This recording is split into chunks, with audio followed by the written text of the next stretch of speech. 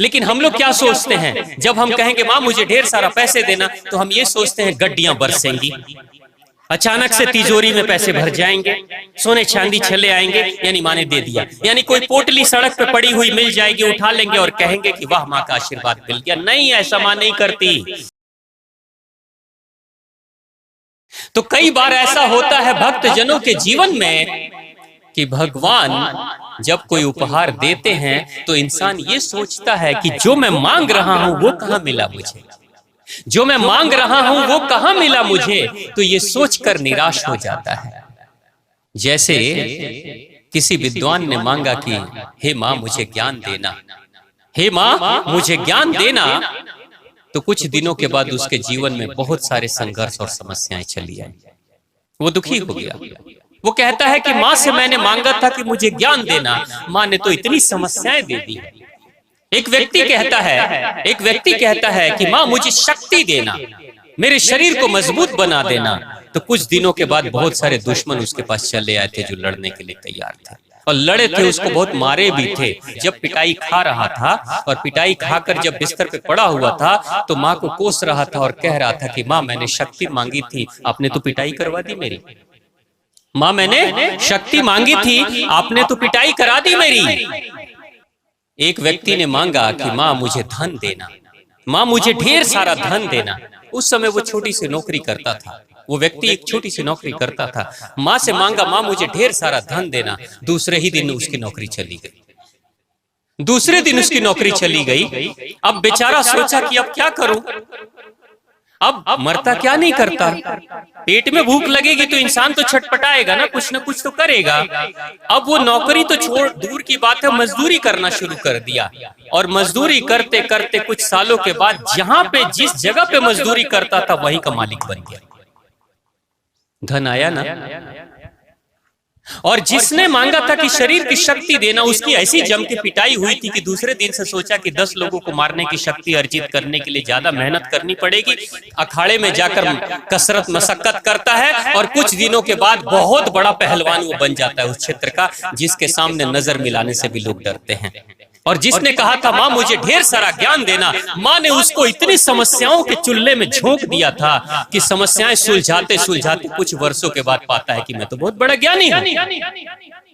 यानी आप जो मांगोगे वो नहीं मिलेगा आपसे, आप जो मांगोगे वो नहीं मिलेगा। माँ वो देगी जो आपके लिए जरूरी है, जिसके कारण से आप वो बन जाओगे जो आप बनना चाहते हैं। लेकिन हम लोग क्या सोचते हैं, जब हम कहेंगे माँ मुझे ढेर सारा पैसे देना, तो हम ये सोचते हैं गड्डियां बरसेंगी, अचानक से तिजोरी में पैसे भर जाएंगे, सोने चांदी चले आएंगे, यानी माँ ने दे दिया, यानी कोई पोटली सड़क पे पड़ी हुई मिल जाएगी, उठा लेंगे और कहेंगे कि वाह माँ का आशीर्वाद मिल गया। नहीं, ऐसा माँ नहीं करती। जब आप मांगोगे कि धन दौलत दे दो, तो माँ आपके जीवन में ऐसे संघर्ष ला देगी जिससे कि कमाने की क्षमता आपके अंदर बढ़ जाएगी और आप मेहनत करके, मेहनत कस होकर और आप कमाई करोगे और अमीर बन जाओगे। एक व्यक्ति, एक बड़ा सा ज्ञानी आदमी था, किसी गांव में जा रहा था, घूम रहा था, तो एक किसान से वो मिला। किसान से मिला और किसान कहता है आप तो ज्ञानी हो, जरा बताओ ना पैसे ढेर सारा कमाने के लिए और बड़ा जमींदार बनने के लिए, बड़ा किसान बनने के लिए, अमीर किसान बनने के लिए मुझे क्या करना चाहिए। तो विद्वान कहता है कि क्या करते हो अभी, रोजी रोटी आपकी कैसे चलती है, रोजी रोटी कैसे चलती है आपकी। तो वो कहता है एक भैंस बंधी हुई है ना, ये भैंस जो है, इसी भैंस से दूध निकलता है, घर में कुछ दूध रख लेता हूँ बच्चों के अपने पीने के लिए, बाकी दूध का दही बनाता हूँ, मट्ठा बनाता हूँ, घी निकालता हूँ, वही बेचता हूँ, और इसी भैंस से मेरी रोजी रोटी चल रही है। बस जी रहा हूँ, परिवार चल रहा है, इससे ज्यादा कुछ नहीं हो रहा है। आप मुझे कोई ऐसा रास्ता बताओ जिससे कि मेरे घर में अमीरी बढ़े, सिर्फ खाने पीने तक नहीं रहूं, कुछ तिजोरी भी भरे, ऐसा कुछ करो। तो विद्वान कहता है ऐसा ही होगा, चिंता मत करो, ऐसा ही होगा। विद्वान चला जाता है और दूसरे दिन जब किसान उठता है, दूसरे दिन जब किसान की नींद खुलती है, बाहर निकलता है तो भैंस गायब। भैंस गायब क्यों भाई, क्यों, भैंस की चोरी हो गई। चारों तरफ चिल्लाता है बर्बाद हो गया, खत्म हो गया, खत्म हो गया, जो भी था बचा खचा वो भी चला गया, रोजी रोटी चलती थी वो भी बर्बाद हो गया, खत्म हो गया, मैं तो खत्म हो गया। लोगों ने कहा अरे तुमने कल किससे बात की थी, तो वो कोई विद्वान था, मैंने पूछा था कि पैसे ज्यादा कमाने का रास्ता बताओ, ये तो चोरी हो गई। तो लोगों ने कहा अरे हो ना हो वही विद्वान चुरा के ले गया, वो चोर होगा, वो विद्वान नहीं चोर होगा। तभी तो भैंस चुरा के ले गया।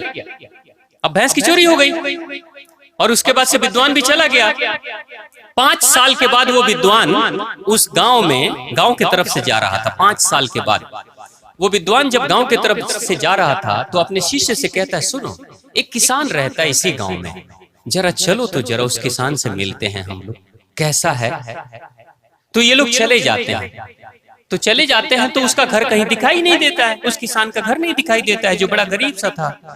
तो गांव के लोगों से उसने पूछा था कि भाई कहाँ है वो, है ना, मंगल नाम था उसका, कि मंगल जी कहाँ हैं। तो लोगों ने कहा, अरे मंगल, कौन मंगल? तो वही मंगल जो मजदूरी किया करते थे। अरे मंगल सेठ बोलो, मंगल नहीं बोलो, मंगल सेठ बोलो उसको। मंगल सेठ, अच्छा, बहुत अमीर है वो तो उसके बाद से बताओ जरा घर। तो घर की तरफ गया, आलीशान घर बना हुआ, बड़ा सा सुंदर घर बना हुआ है, ढेर सारा बागीचा लगा है और एक दो नहीं दर्जनों भैंस, गाय, है ना, नौकर चाकर। तो विद्वान कहता है जरा सेठ जी को बुलाओ। अब सेठ जी जब बाहर आते हैं तो तुरंत से विद्वान पहचान गया, अरे यही तो वो किसान है, यही तो वो किसान है। और सेठ जी जब सामने आते हैं तो विद्वान कहता है, मुझे पहचाने? अरे अरे तुमको कैसे नहीं पहचानूंगा, तुम ही तो मेरे भैंस के चोर हो, तुम ही तो 5 साल पहले भैंस चुरा के ले गए थे, तुमको कैसे नहीं पहचानूंगा मैं। पकड़ो पकड़ो पकड़ो इसको, चोर है ये। फिर आया भैंस चुराने, पकड़ के उसको लाते हैं, नौकर चाकर आते हैं, पकड़ के ले जाते हैं और कहते ले चलो इसको अंदर, मैं तो 5 साल से इसको ढूंढ रहा था। ले जाकर बैठाते हैं और कहते बताओ तुमको पुलिस के हवाले करूं कि मारूं पीटूं, क्या करूं, तुमने मेरी भैंस चोरी की थी। विद्वान कहता है कर लेना, पुलिस के हवाले भी कर देना, मार भी लेना, जो मर्जी करना है कर लेना, पहले मेरी बात सुन लो। कहता बोलो, अब तुम भाग नहीं सकते यहां से, भाग नहीं सकते, बोलो क्या बोलना है। तो विद्वान कहता है कि तुमने कहा था ना कि अमीर बनने का कोई रास्ता बता दो, तो अमीर बनने का रास्ता मैं तुमको क्या बताता, तुम करने के लिए तैयार नहीं थे। मुझे पता था कि तुम्हारे मन में मैं कोई भी रास्ता बताता तुम कुछ नहीं करते, इसलिए मैंने अपने शिष्य को बोला कि रात में इसकी भैंस खोल लाओ, रात में इसकी भैंस खोल के लाओ। तो मेरा ही शिष्य भैंस लेकर गया था। अच्छा, मैंने कहा था ना तुम चोर हो, यानी तुमने ही चोरी की थी। हाँ सही बात है, भैंस मैंने ही खुलवाया था अपने शिष्य से भैंस। तो क्यों भैंस की चोरी क्यों की? तो वो व्यक्ति कहता है, विद्वान कहता है, इसी भैंस के भरोसे तुम बैठे हुए थे, रेंग रेंग के तुम्हारी जिंदगी की गाड़ी चल रही थी और तुम्हारा पेट पूरी तरीके से नहीं भरता था, लेकिन जो कुछ भर लेता था, भरने के बाद तुम आराम से सो जाते थे और आलसी ही बने रहते थे। मैंने तुम्हारे जीवन में बड़ी समस्या खड़ी कर दी भैंस चुरा कर, और भैंस जब चली गई तो अचानक से तुम्हारे सामने लगा सब कुछ मेरा बर्बाद हो गया, अब तो मैं भूखे मर जाऊंगा, मेरे बच्चे भूखे मर जाएंगे। उसके बाद तुमने हाथ पैर चलाना शुरू किया होगा, उसके बाद तुमने हाथ पैर चलाना शुरू किया होगा। तो वो कहता है बात तो तुम्हारी सही है, जब भैंस की चोरी हो गई तो उसके बाद मैंने सोचा मैं क्या करूं, जल्द से जल्द खेती भी करनी पड़ेगी, अनाज भी लाना पड़ेगा, नहीं तो सिर्फ 1 महीने के अंदर हमारे बच्चे मर जाएंगे, मैं भूखे मर जाऊंगा। तो तुरंत से मैंने कर्ज लेकर, लोगों से मिलजुल कर और खेतों को मैंने गिरवी में खेत लेना शुरू कर दिया और खूब मेहनत करता था, मैं करता था, मेरी पत्नी करती थी, मेरे बच्चे करते थे, दिन रात हम लोग मेहनत करते थे। और एक खेत की फसल उपजाई, उस फसल को हमने बेचा, उसके बाद से दूसरी खेत हमने ले ली, 3 खेत 4 खेत लेने के कुछ दिनों के बाद क्षमता हमारी इतनी बढ़ गई, अपना खेत हमने खरीदा, फिर 1 खेत, फिर 2 खेत, फिर 3 खेत, फिर बागीचा हमने बनाया। फिर उसके बाद से घर के बच्चे कहते थे कि भैंस की चोरी हो गई, अब दूध मिलता नहीं, तो 1 भैंस खरीद ली। उसके बाद लोगों ने कहा अरे भाई तुम्हारी भैंस का दूध बड़ा अच्छा होता है, गाय का दूध बड़ा अच्छा होता है, तुम पानी नहीं मिलाते हो, तुम ईमानदार हो, और गाय खरीदो। मैंने और गाय खरीदी और गाय खरीदी, अब देखो मेरे पास 50 भैंस है, सैकड़ों गायें हैं, बागीचे हैं, फूलवारी हैं, ढेर सारे फूल फल होते हैं, और मैं इस गांव का सेठ हूं। वो विद्वान कहता है अगर भैंस नहीं चुराया होता ना तो आज तक तुम भैंसे पे अटके रह जाते। इसलिए मैंने नीचे की जमीन हटा दी, तो उसके बाद से तुम मेहनत करने के लिए तैयार हो गए।